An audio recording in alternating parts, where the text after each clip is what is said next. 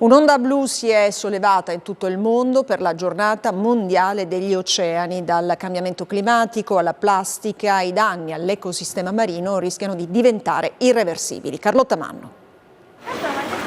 I volti dipinti di blu, il blu degli oceani in pericolo che i volontari di Greenpeace di 23 paesi oggi hanno voluto celebrare così, per porre l'attenzione su 360 milioni di metri quadrati di acqua che i cambiamenti climatici e la mano dell'uomo stanno mettendo a dura prova.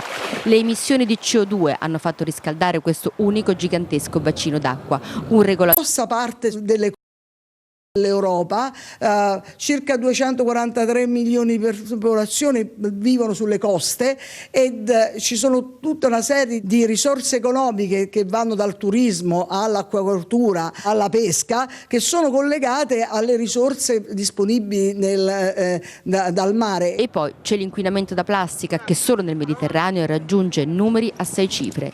570.000 tonnellate ogni anno finiscono nelle acque del Mare Nostrum, come se 33.800 bottigliette di plastica venissero gettate in mare ogni minuto. E per rinnovare le sue acque il Mediterraneo impiega più di 80 anni.